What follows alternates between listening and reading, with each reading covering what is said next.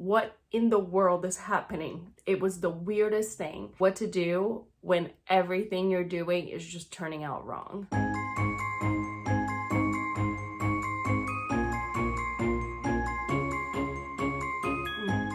Good morning, everybody. Welcome back to the channel.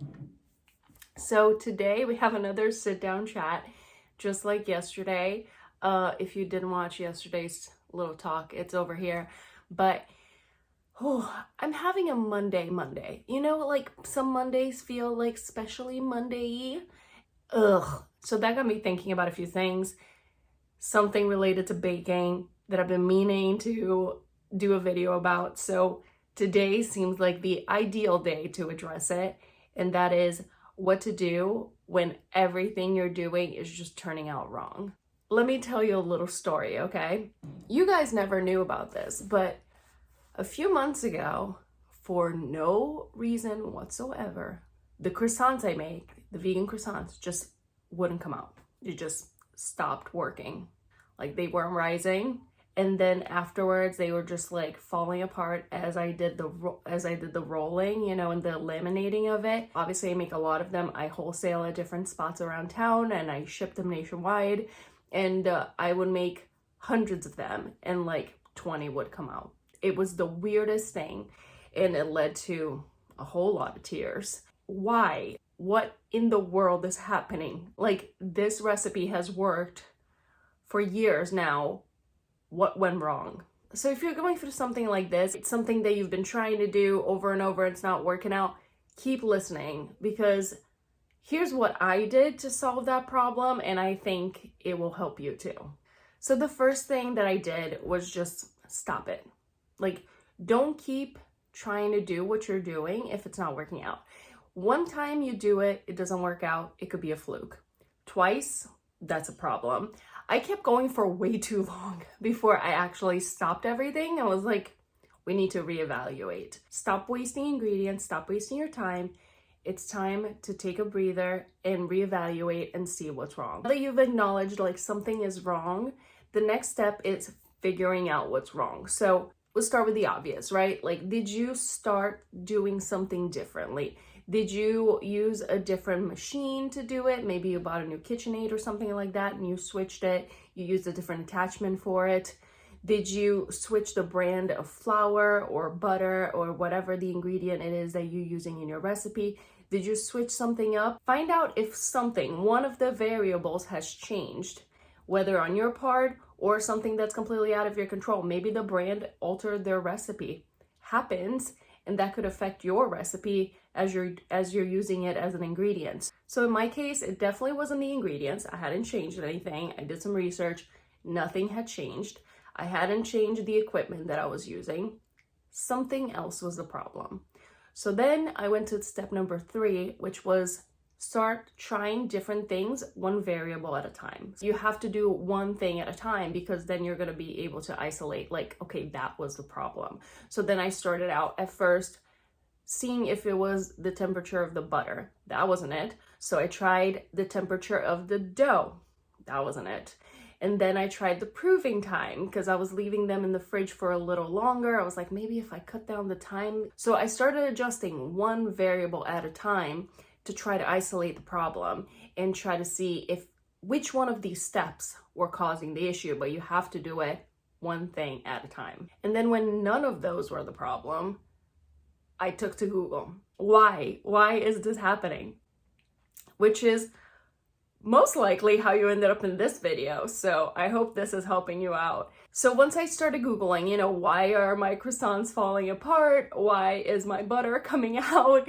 You know, I got some answers, and then I proceeded to try those out. Again, one thing at a time. So first I tried chilling the dough and the butter together. Then I tried, you know, doing a longer proving time. I tried creaming the butter before I put it in. All of these results that Google gave me as a possibility of what could be wrong, I tried them one at a time to see what was the problem. Spoiler alert.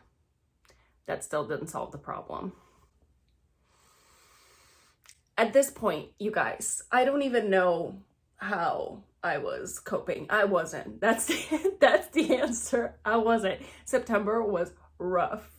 It was really rough. There was a lot of tears because I was just like trying my hardest and really trying all of the things, and it was just not panning out. And if you're lacking some, visual stimulation here, if you really wish that I had taken photos of this, I have nothing for you. I was so frustrated. The last thing that I wanted to do was take photos of it and document the process. So sorry about that. You're just gonna have to take my word for it. It was hideous. What actually brought me my light bulb moment was that I was listening to a podcast about, I don't even know what. It was not about baking. It was about something else completely. And they were talking about how, stay with me here, I swear there is a point. Insurance companies, when there's something that's like highly unlikely to happen, like something that's really like, oh, that would never, ever, ever happen, there is a 0.03% chance of that happening. When they calculate the probability of something to happen, that is counting on everyone doing their jobs as they're supposed to. However, as time goes by, people get comfortable in their jobs and they start cutting corners.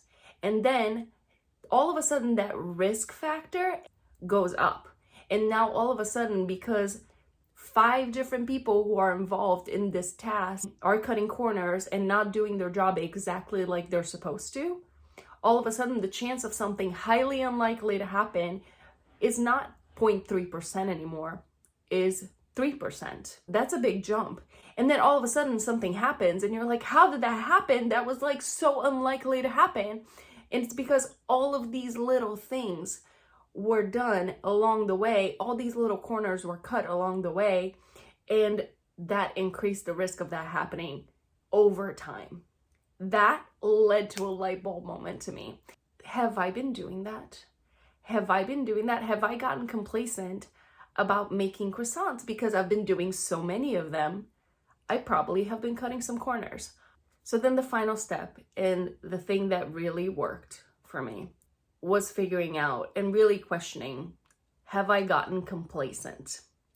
Here's what I mean by that. When you do a recipe for the first time, you're looking at the recipe book and you're following it line by line very carefully. Every single detail, you're doing it just like the book is telling you, right? Then you start making it a couple of times, you don't really need to look at the book because you kind of remember the steps. And then once you get to a point where you've done a recipe a million times, like, you can do that in your sleep. Like, I'm pretty sure that I can bake croissants half asleep at this point. The recipe is in my head. The steps on how to do it are in my head. You just kind of do it without thinking about it. The little steps that you might have done before that were details, you might be skipping now. So you might not be sifting the flour if you're doing a cake because you figured it out, it's not really necessary. Or you're not really chilling the dough before you put it in the oven because I've done it 1,000 times, it'll be fine. Those things add up. So here's what I did.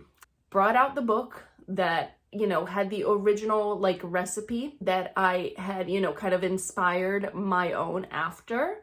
And I was like, I'm going to do this exactly as it is. I'm just going to do this recipe line by line as if it's the first time that I'm doing it. And it worked. But that's not my recipe. So I had to then go, okay, I'm going to do it again, exactly as it says here with the method, but using my recipe and making my changes. And it worked again. Okay, yeah. So that was the problem. I had cut all these little corners here and there. I had cut down on the proving time by just a little bit here and just a little bit there. I was trying to expedite the process. And so I was cutting all these corners here and there that were like little things here and there that apparently added up. And in the end, things were falling apart. So by the start of October, we were back on track. Croissants are coming out great. Happy to report. Now every croissant that I make is a beauty. We're back on track. Everything is working out. Yes. When I was in grad school, there was a professor that had this sticker on her door that I still remember to this day that just said, oh no, not another learning opportunity. That's how I felt about this whole situation. Highly unpleasant. I learned an important lesson about how to move forward when something you're doing is just not working out, or something that you had been doing that used to work is not working out anymore. And these are my tips, and I hope it really helps you out if you're in the same boat. If you're going through this with your recipes, if something is just not turning out, let me know in the comments below. Maybe I can help. Maybe we can all help each other out over here in this baking community. I will see you guys here tomorrow. If you like this video, make sure you give it a like and subscribe to the channel. And until then, stay curious.